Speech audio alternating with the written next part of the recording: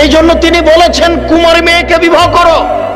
যদি আপনি দুলা ভাইয়ের কোলে বসে থাকা মেয়েকে বিবাহ করেন, সংসার ভালো টিকবে না। দুলা ভাই তো জেনা করার তালে শ্যালিকাকে যা কিছু চেয়েছে দিয়েছে, ও সংসার বিলিয়ে দিতে রাজি। ও তো জেনার তালে ঘুরছিল। কাজেই শ্যালিকা বলেছে যে 10,000 টাকা লাগবে। 10,000 কেন তুই আরো নে না।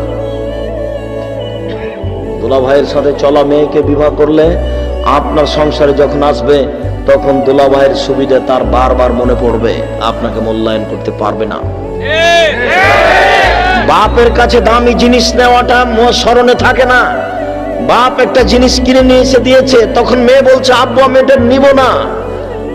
নেও মা নেও না, আমি এটা নিবই না, আমাকে এত দামের দিতে হবে। তখন বাপ আবার ওটা ঘুরিয়ে নিয়ে গিয়ে 5,000 টাকা দামের একটা কাপড় নিয়ে এসে দিয়েছে, কিন্তু এই কাপড়ের সাথে স্বামীর কাপড়ের তুলনা ও করবে না। কেন? এটা ও হিসাব করে না। বাপের কাছে জোর করে চেয়েছে, আদায় করে নিয়েছে, এটা তার মাথাতে হিসাব থাকবে না। বাপ যদি জমিদার হয় আর স্বামী যদি দিনমজুর হয়, সে ভাববে আমার পিতা জমিদার মানুষ, তার সংসারে ভাবে চলতেই পারে। আমার স্বামী কুড়ে ঘরে থাকে, এই যে আমার সংসার, এটা ভেবে নিবে। কিন্তু দুলা ভাইয়ের সাথে সে তার স্বামীকে সমতা করে দেখবে। বন্ধুর সাথে চলা মেয়েকে যদি আপনি বিবাহ করেন, তাহলে সে বন্ধুকে আর আপনাকে সমতা করে দেখবে, তখন সংসার টিকবে না।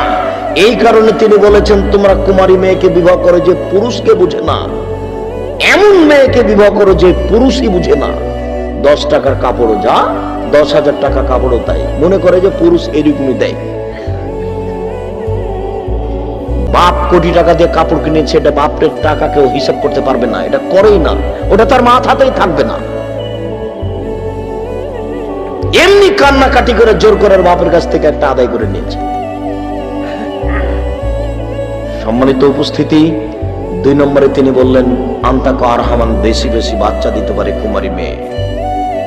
আপনি তালাক প্রাপ্ত মেয়েকে বিবাহ করেছেন, আগের স্বামীর মাধ্যমে 3টা বাচ্চা হয়েছে, তার পেটে বাচ্চা ছিল মাত্র 6টা, এখন কয়টা হবে? আর 3টে। আপনি দুলা ভাইয়ের সাথে চলা, বন্ধুর সাথে চলা মেয়েকে বিবাহ করেছেন, অবৈধভাবে তার বাচ্চা আগে 2টা নষ্ট হয়েছে, তার পেটে মোট বাচ্চা ছিল 5টা, এখন কয়টা হবে? 3টে। অতএব কুমারী মেয়েকে বিবাহ করেন, তিনি এমনি বলেননি, এর কারণ আছে। তিনি বলেন ওয়ার জাবিল ইয়াসিরে, অল্পতেই খুশি। স্বামী যা দিবে তাতেই খুশি হয়ে যাবে। সে মনে করবে স্বামী এইরূপী